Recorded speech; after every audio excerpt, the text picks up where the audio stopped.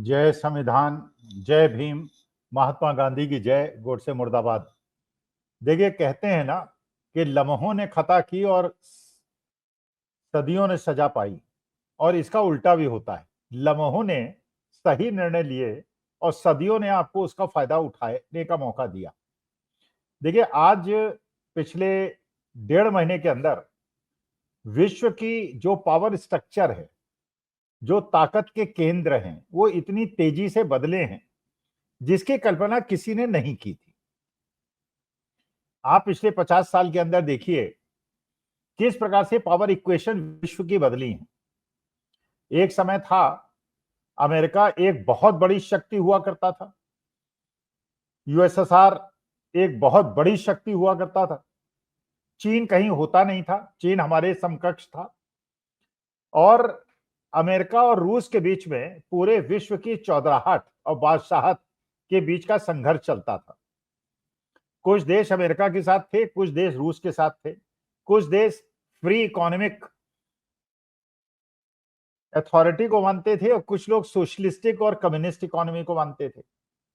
रूस, चीन, east Germany, Hungary, north Korea, ये सब कम्युनिस्ट रिजीम के देश माने जाते थे, और जितने यूरोप के देश थे, अमेरिका थे, ये फ्री इकोनॉमी की बात की जाती थी। धीरे धीरे स्ट्रक्चर बदला। चीन ने भी ये महसूस किया कि जो सोशलिज्म है वो ठीक है, एक सामाजिक एकता की बात तो ठीक है, लेकिन विकास के लिए कैपिटलिस्टिक अथॉरिटीज को भी एस्टेब्लिश करना होगा और कैपिटल रेज भी करना होगा, विश्व के लिए खुलना भी होगा और दूसरे देशों में जाना भी होगा। चीन ने अपनी आर्थिक व्यवस्था को बदला और पिछले 30 साल के अंदर चीन बड़ी तेजी से आगे बढ़ा।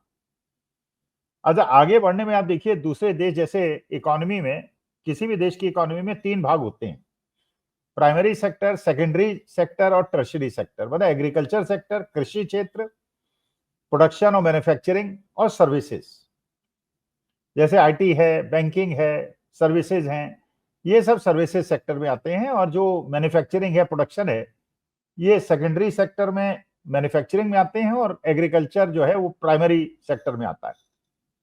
नॉर्मली पहले अगर 100-200 साल पहले की बात देखी जाए तो ज्यादातर विश्व के देश और अधिकतर देश एग्रीकल्चरल इकोनॉमी पे डिपेंडेंट थे। आबादी कम थी, तकनीकी विकास नहीं हुआ था, ज्यादातर जनसंख्या कृषि पे आधारित थी, और करीब करीब एक स्थिति में पूरा विश्व था। कुछ देशों ने इनिशिएटिव लिया, टेक्नोलॉजी को डेवलप किया, रिसर्च एंड डेवलपमेंट में काम किया, टेक्नोलॉजी को डेवलप करके तेजी से आगे बढ़े, डेवलप्ड इकोनॉमी बने, और कुछ ने नहीं किया। लेकिन कुछ देश ऐसे थे जिन्होंने मैन्युफैक्चरिंग को इग्नोर किया, और मैन्युफैक्चरिंग को इग्नोर करके उन्होंने सर्विसेज सेक्टर में बहुत ज्यादा तेजी से काम किया, जैसे भारतवर्ष भी उसमें एक है। हमारे देश के अंदर एग्रीकल्चर जरूर कम हुआ, लेकिन एग्रीकल्चर कम होने के साथ साथ हमारे यहाँ जो सर्विसेज सेक्टर था वो तेजी से बढ़ा, और धीरे धीरे पिछले 10-15 साल के अंदर आपने देखा होगा मैन्युफैक्चरिंग और प्रोडक्शन धीरे धीरे तवज्जो देना लोगों ने छोड़ दिया, और बड़े बड़े बिजनेसमैन ने इंडस्ट्री लगाने के बजाय चीन के बने हुए उत्पादों को मोहर लगा के और अपने देश के बेचने में ज्यादा फायदा समझा। उन्होंने कहा, कॉम्पीट करने से क्या फायदा, प्रतियोगिता करने से चीन से क्या फायदा, जब वो बहुत बड़ा प्रोडक्शन सेंटर्स हैं, बड़ी बड़ी यूनिट्स हैं उनके पास, उनकी कॉस्ट ऑफ प्रोडक्शन कम है, हमारी कॉस्ट ऑफ प्रोडक्शन ज्यादा है, तो इतनी मेहनत क्यों की जाए, पसीना क्यों बहा जाए, मेहनत क्यों की जाए, उन्हें बनाने दो। और क्योंकि देश के अंदर, भारतवर्ष के अंदर जनसंख्या बहुत ज्यादा है, यहाँ माल बेचेंगे और पैसा कमाएंगे, पैसा कमाना उन्होंने उद्देश्य रखा, और मैन्युफैक्चरिंग पे ध्यान धीरे धीरे हटता चला गया।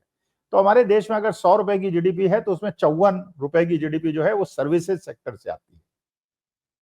अमेरिका में भी करीब करीब ये स्थिति है, वहां भी सर्विसेज सेक्टर का बहुत बड़ा योगदान है। लेकिन चाइना में थोड़ी स्थिति उल्टी है। बाकी देशों में जहां 16-17%, 20% की मैन्युफैक्चरिंग, 24% की मैन्युफैक्चरिंग होती है, चाइना में 35-36% की मैन्युफैक्चरिंग है। उन्होंने तवज्जो जो दिया मैन्युफैक्चरिंग में दिया। अच्छा, जब मैन्युफैक्चरिंग आप तवज्जो देते हैं तो उसका फायदा क्या होता है? मेहनत तो करनी पड़ती है, पसीना तो बहता है, लेकिन आपके देश की इकोनॉमी तेज होती है और आपके देश में रोजगार सृजन ज्यादा होता है।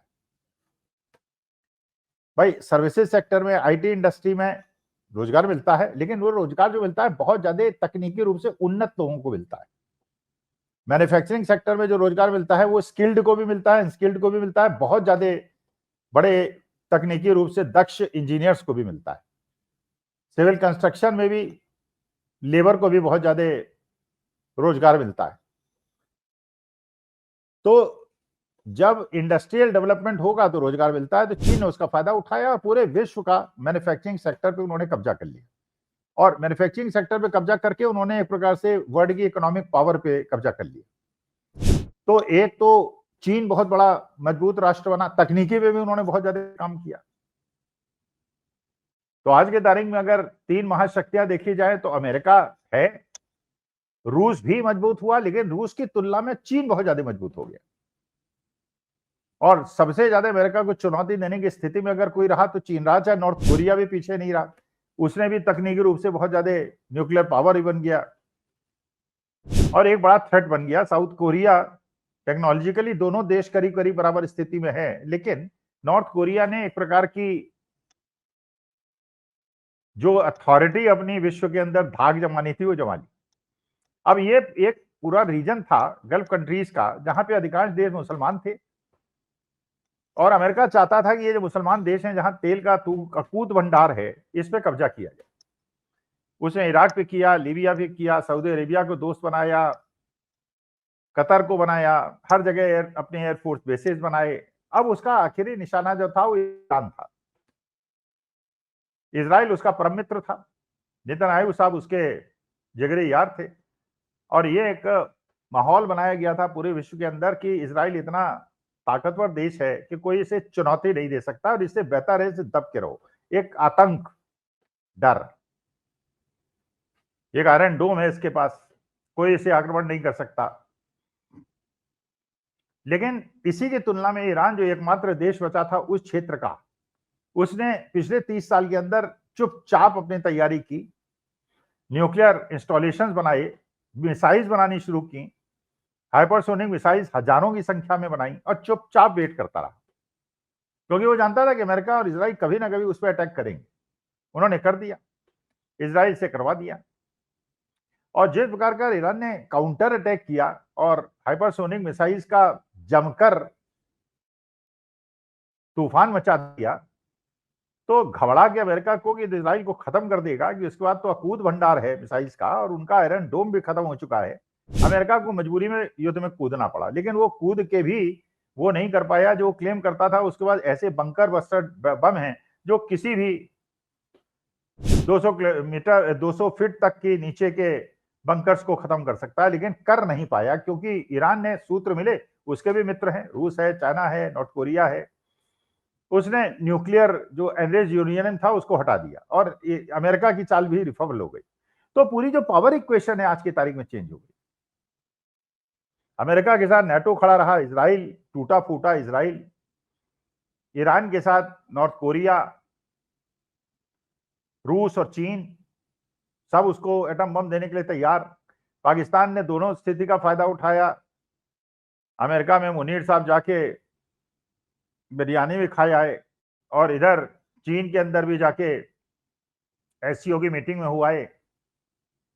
दोनों गुटों से अपना आनंद ले रहे थे और हमारे देश में जब ऑपरेशन सिंदूर हमने किया तो पाकिस्तान जैसे दुष्ट राष्ट्र के साथ लोग खड़े रहे हमारे साथ। लोगों ने आतंकवाद का विरोध तो किया लेकिन पाकिस्तान का नाम कहीं नहीं लिया, बल्कि राजनाथ सिंह ने भी जो चीन के अंदर भाषण दिया, आतंकवादी देशों के नाम तो लिया लेकिन पाकिस्तान का नाम नहीं लिया। और वहां पे जो कॉमन मेमोरेंडम में दस्तखत हुआ उसमें उन्होंने फिर पहलगांव का नाम नहीं लिया और एक प्रकार से हमारे राजनाथ सिंह जी को मजबूरन बिना दस्तखत के वापस आना पड़ा। ये आइसोलेशन की स्थिति ठीक नहीं है। ईरान ने जिस प्रकार से एक हमसे कम शक्तिशाली देश होने के बावजूद जैसे अमेरिका की अथॉरिटी को चैलेंज किया है और चीन रूस के गुट को मजबूर किया है कि उसके साथ खड़ा हो जाए, ऐसा भारतवर्ष तो उससे 4 कदम आगे कर सकता है। एक बड़ा राष्ट्र है, तकनीकी रूप से ज्यादा इंप्रूव्ड राष्ट्र है, अथाह ज्योग्राफिकल एरिया है, बड़ी पॉपुलेशन है, कंजम्पशन इकोनॉमी है, nobody in the world can ignore us. लेकिन उसके लिए विदेश नीति सही होने की आवश्यकता है, उसके लिए व्यवहार अच्छा होने की आवश्यकता है और विश्व को यह मैसेज अच्छा देने की आवश्यकता है कि हम वास्तविकता में गांधी और बुद्ध के देश हैं, हम गोडसे के देश नहीं है। हम हिंसक देश नहीं है, हम हिंसात्मक देश हैं और हम उसी वैल्यूज पे चलते हैं जो वैल्यूज हमें महात्मा गांधी और महात्मा बुद्ध ने सिखाई थी। वो रास्ता छोड़ने से जो कंट्रडिक्शन पैदा होता है कि देश के अंदर कुछ और विदेश के अंदर कुछ और, उसकी हानि हमको उठानी पड़ती है। ईरान से हमें सीखना चाहिए कैसे रणनीति बनाई जाती है, कैसे प्लानिंग की जाती है और कैसे विश्व की पावर स्ट्रक्चर को चेंज किया जाता है और अपने को रिलेवेंट बनाया जाता है। नमस्कार, धन्यवाद और प्रणाम।